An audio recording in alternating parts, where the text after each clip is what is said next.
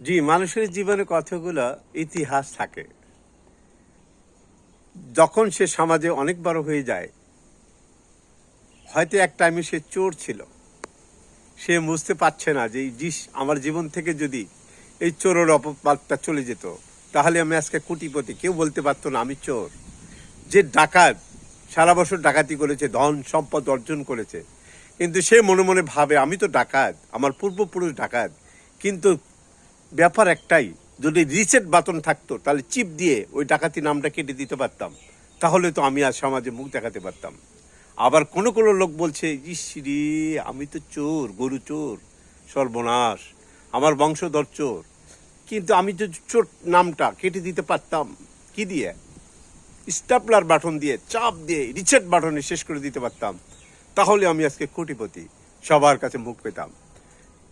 আর কি বলার, একজন হাজি সাহেব বলছে মারহাবা মারহাবা, আমি তো হাজি আলহাজ, আমি সব গুনাহ মাফ করে এসেছি। কোথায়? ওই তো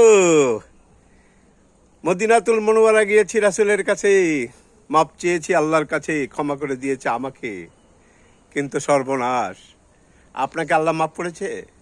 আপনি কাবা কেবলাতে গেলে গুনাহ মাফ হয়? কে বলেছে? আত্মশুদ্ধি, দিল জিন্দা, নামাজে হুজুরি, কোনটা ছিল আপনার? ক্ষমা চান, ক্ষমা করবে, কিন্তু অহংকার করে নয়, মানুষের ক্ষতি করে নয়, চুরি করে নয়। তার জন্য আল্লাহর কাছে ক্ষমা প্রার্থনা করুন।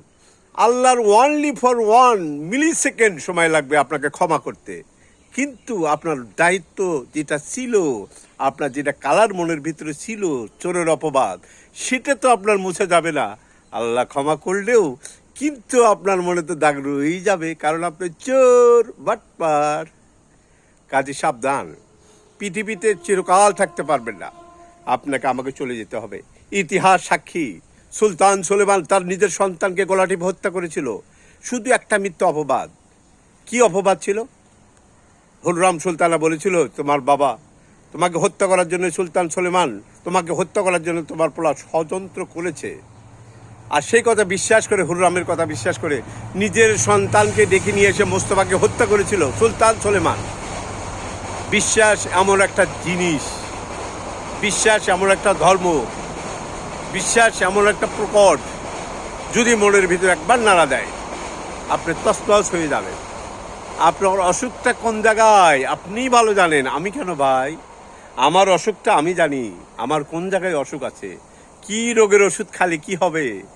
আপনি অপেক্ষা করুন, আপনি দেখুন আপনার হৃদয়ে কোন ধরনের রোগ আছে, তার ওষুধ খান, ডাক্তারের প্রেসক্রিপশন করেন, আত্মাকে পরিশুদ্ধ করেন, তা না হলে মরেই যাবেন, শেষ হয়ে যাবেন, আপনার রফা দফা।